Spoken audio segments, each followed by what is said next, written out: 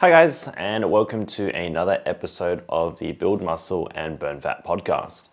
Now before I get started, I have been talking to a lot of people within our free Facebook group, which is where actually this question came from.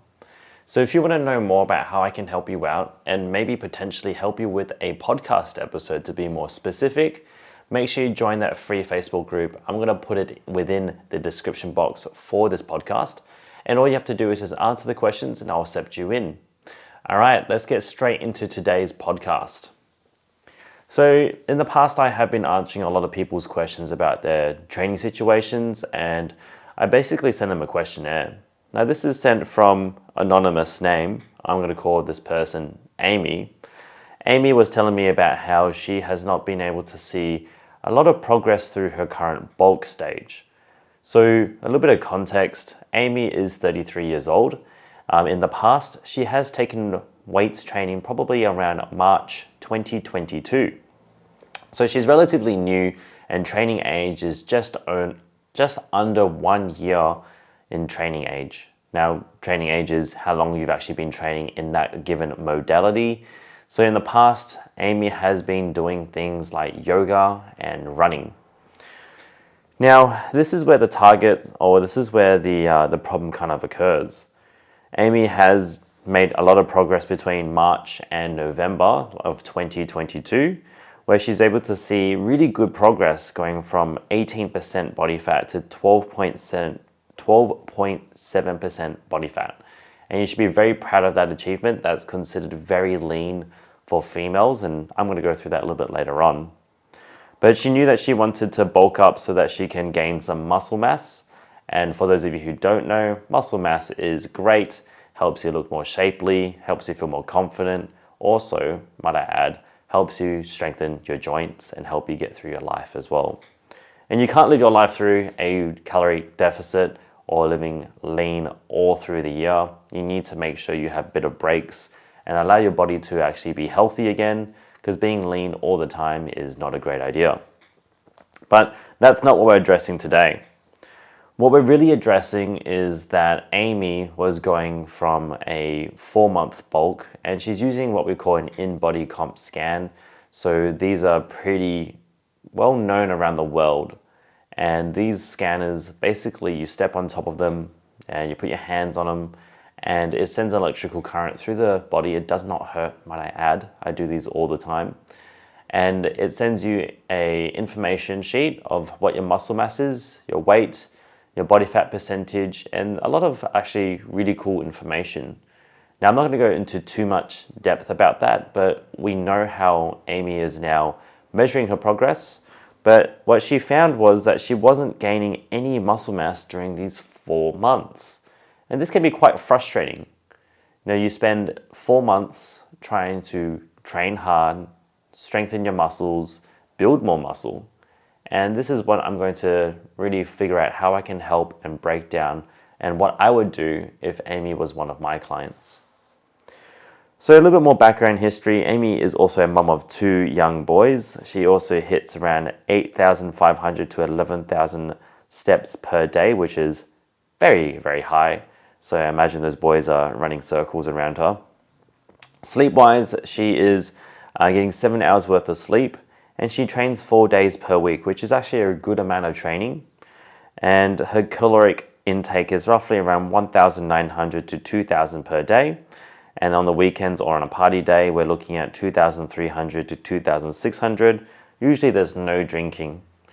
So this is where we like to try and make sure we decipher, because this can be quite tricky for a lot of people. Getting from point A to point B is not going to be the same as going from point B to point C. Now, Amy has made an amazing progress from point A to point B.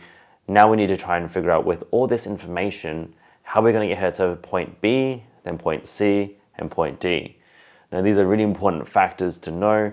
You might try all of them. I highly suggest you try one of them first, and we'll see what we can do from here.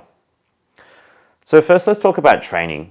I think the training program itself, I've been given some of the exercises that she has done, and she has been doing one glute-based training, one back-based training. And then on top of that, she's also been doing one strength class from her gym, which they provide, and then one conditioning class too. Now, I looked at some of these training programs that the gym has provided, as well as the ones that Amy has been able to give me as an example. And they are somewhat basic and a little bit more on the conditioning side.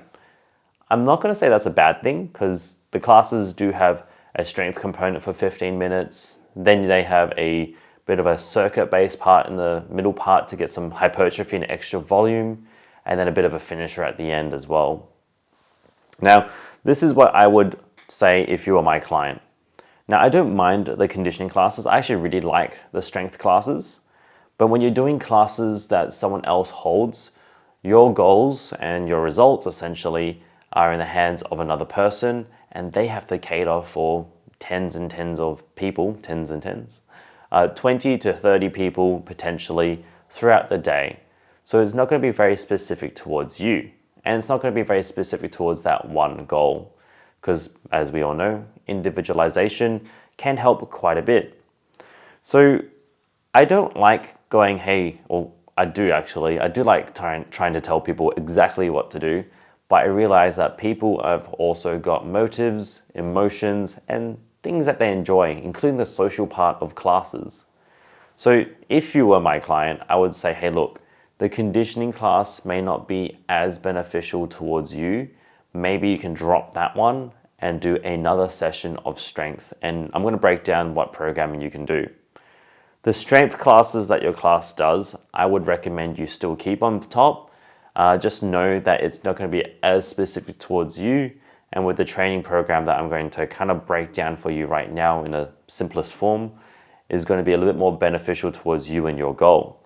Because your goal is to be able to build that hourglass shape. So what we're looking at is, bit of a cut in and through the waist, hips a little bit stronger, so we're targeting glutes, and the lats can help you with that, and getting that illusion through the shoulders as well, which is what I'm going to address now. So with your upper body, I would recommend that you do this. On your upper body days, we're focusing on just upper body based movements. So I do recommend some exercises later on. And then your secondary exercise, you're going to be doing some lower based movements. On that third day when you train, I would recommend that you do a full body based training session so that you get to hit at least 1.5 sessions of upper body and 1.5 sessions of lower body as well. Now in those upper body days, I've written some really good exercises to target your lats, but to overall help you as well with that bubble shape I was going to say, but really what we're looking for is the hourglass. Bubble doesn't sound as nice as hourglass, might I add too, so naughty Sean. But for the upper body based, I would recommend exercises like chin-ups. Now, if you can't do chin-ups just yet, try using a band and having complete control all the way through, so you don't want to be bouncing up and down. Now, if you can't do this, then lat pull downs will be sufficient, or even inverted rows until you build that strength. And I'll go through why I've chosen these exercises in the secondary part. The second exercise I'd highly recommend is some kneeling lat pull downs. Then we've got some dumbbell rows and straight arm pull downs. These are just great exercises to really target those lower lats and help you get that cut in shape around your hips. And with these exercises, I'd recommend that you do them on both the upper day as well as the full body day. Now, there are some exercises that I still recommend that I haven't just listed yet, and maybe you're not doing them. And this would also be the lateral raises. And if you haven't done these lateral raises before, I recommend that you hold the top for about 1 to 2 seconds, really getting that isometric squeeze and mind-muscle connection, which I'll touch on a little bit later on. But when you can get nice shoulders, and I'm not talking like boulders here, we're just talking about building some roundness to your shoulder. This will help you get that illusion of the bottleneck that we're looking at. Oh, not the bottleneck, the hourglass, sorry. On top of that as well, I really recommend that you do some rear delt exercises. So this could be something like face pulls. This just kind of completes that arm look that you're looking for, especially when you have a nicer defined upper back. It kind of tapers down into that hourglass, into the hips and waist as well. Now we're going to start talking about some of the lower based exercises. And as many people have said, the hip thrust is almost a must. I would recommend that you get to do hip thrusts at least twice per week. Without getting too specific on this exercise, I would recommend that you do this on the lower body day, A, being more higher repetitions. We may be looking at somewhere between 10 and 12 reps. And then on section B, on the full body day, you might be doing them as a little bit heavier and lower reps. You might be looking between 6 and 8. Now, the first thing is if you're not confident on doing the hip thrust, spend 1 or 2 weeks just working on technique, engaging that pelvic floor and also abdominal muscles so it doesn't feel so uncomfortable on your hips. Investing in a hip pad so you don't have to wait around or run around the gym looking for one. I think I bought one for like $10 and it was the best investment. So I never have to walk around the gym looking for one. Same with bands if you need them. And then on top of that, some other exercises I'd recommend would be some walking lunges, knee-high step-ups. Now I can't recommend the knee height step-ups to be the most important thing, because if it's any higher than that, it makes it a little bit more difficult to get quality reps in. But if it's anything lower than that, really all you're doing is putting the pressure on top of the knee and the lower quad. What we really want to see is some bend in the hip and then push and driving all the way through. And making sure you squeeze your bum at the top. So knee height tends to be well, but if you can't quite do that, go a little bit lower, raise it up as time goes by. Remember, when it comes to things like step-ups, the progression or the intensity increase is not just the weight that you hold, but also the height that you increase the step up to become. And then on top of that, Romanian deadlifts. Now, Romanian deadlifts definitely help with trying to get the stretch on the hamstrings, but even saying that, it does also get quite a bit of stretch in the glutes as well, depending on the angle that you do this. Now, you may not be super confident in doing RDLs because you have listed that you had some previous lower back injuries. So you can replace the RDLs with something else. And this includes exercises like the lying hamstring curl, where it's always in constant tension, just making sure you don't go past, I'm trying to do my degrees in my head right now, past the top position and all the way down where it's touching your bum. That point there, you're not getting much contraction. You probably want to go 4 to 5 centimeters just before that. Squeeze it for 1 to 2 seconds and feel if you can get the hamstrings firing up. If you can't, add on more weight and just play around with it. And like I tell with a lot of people, you can't really hurt yourself unless you've done something silly, like going from 5 kilos all the way up to 25 kilos. That would actually throw you off. But if you're just making 10% increases with your weights, you'll be okay. Now, like I said, the full body exercises, I would recommend that you do exercises like the chin-ups and the hip thrusts, and then you kind of play around with some of the exercises that you feel have been benefiting you, including the lat pull downs, the step-ups and the lunges. You can repeat those. You're just going to decrease the reps as you would have done compared to the first time you've done it in the week. So for example, if you did walking lunges on a lower body day, you might be doing somewhere between 12 and 15 reps per leg. But then if you're doing them again on a lower body day, on the full body day, you'll be decreasing the reps, maybe between 6 and 8 per leg, and potentially increasing the weight so that you can get stronger in that movement. Repetition is a pretty good tool for at least 6 weeks on most programs, so you can actually get better at them. But the only thing is it does get boring. So I go 4 to 6 weeks. Every 4 weeks, I like to see some sort of change. If it's not in the exercise, at least with the tempo, with the rep scheme, with the rest periods as well. So that's kind of one part of it. And I already went through that quite in depth. But if you do get stuck, just don't be afraid to message me or join the Facebook group as well if you haven't already. If you're listening to this podcast and you're not in that Facebook group, all I can say is make sure you're in there now. Now, these are quick tips that you can do within the training. Like I said, you could just keep the program that you're doing and you can implement these things within training. So this is section number 2. So within section number 2, I have 4 or 5 points that you can use. And I'll probably need to make podcasts on these in depth, but I think this will help you out quite a bit. The first one is the mind-muscle connection. Now, if you don't know what the mind-muscle connection is, it's what Arnold Schwarzenegger said when he first came to America, and he was talking about how he could feel his muscles working within each of the reps that he was doing. So you're connecting your mind and your muscle. That's such a shit explanation, but it is. With each movement, you want to be able to feel the actual muscle moving. So for example, if you're doing a bicep curl, it's very easy to go from point A to point B. Straighten your arm, bring it up to your shoulder, but are you actually feeling the bicep work throughout the motions? This is what we want to do with most of your exercises, the mind-muscle connection when you're doing your hip thrusts, when you're doing your lunges, when you're doing things like lat pull downs, lateral raises as well. Especially when it comes to exercises like lateral raises, you're not going to see a lot of weight increase because it's just how some movements work compared to like a squat where you could potentially increase a dramatic amount from up to 10 or 15 kilos, or that's about 20 to 30 pounds, I think, in a cross of maybe 6 to 7 months. But a lateral raise, you'd probably only be able to lift the 2 or 3 kilos, and then you'd be really lucky to go 4 or 5 kilos, and anything heavier is probably going to throw you off quite a bit.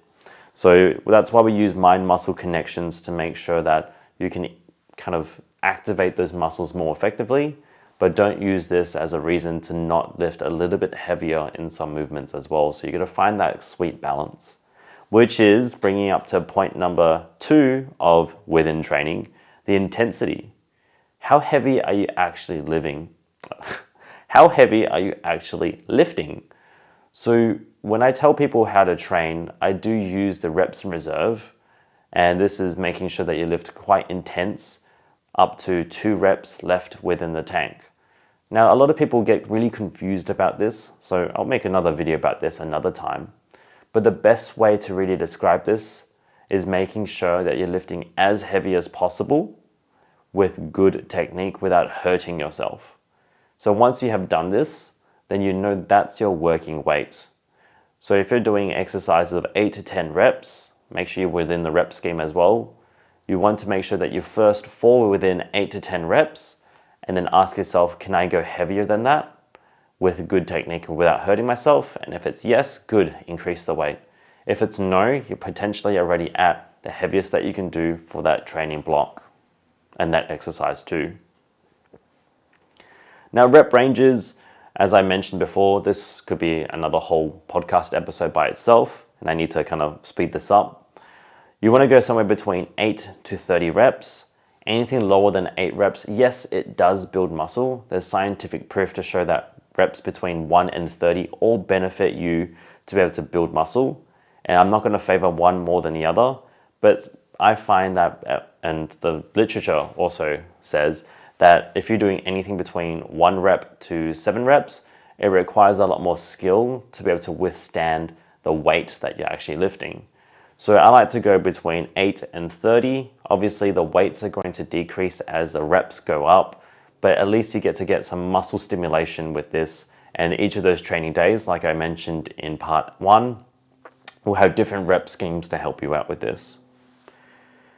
Now, the last 2 I'm going to just go through real quickly, or else I'll be here forever, and you may not listen to this whole episode, Amy.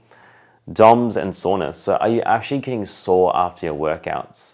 Now, you don't have to feel sore, but a little bit of soreness from each training session allows you to know if your body needs to make an adaptation, which is building muscle. So if you're finding yourself not getting sore from your upper body workout, then yes, we may need to change some exercises. Now, you may get sore from just changing exercises because that's the novelty of it. Your body goes, hey, look, that's something new, and you feel sore. But when you're doing exercises like lying hamstring curls, for example, as you get stronger and stronger and stronger, or you maintain that intensity of that movement, you should still be able to feel some sort of tenderness the next day. If you're not, it doesn't mean it's not benefiting you. You will need to measure this, and I'm going to show you how you can do that. But kind of notice these things. Now, rest periods is a big one.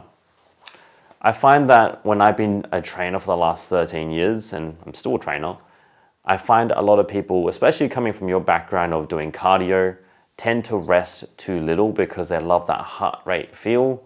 They love the sweat that they get, or even just time restrictions as well. But trying to rest at least 2 minutes per set, especially when it comes to big compound-based movements like your barbell hip thrusts. Because this is now where you get to allow your body to rest and you go, that exercise or that set was actually way too easy.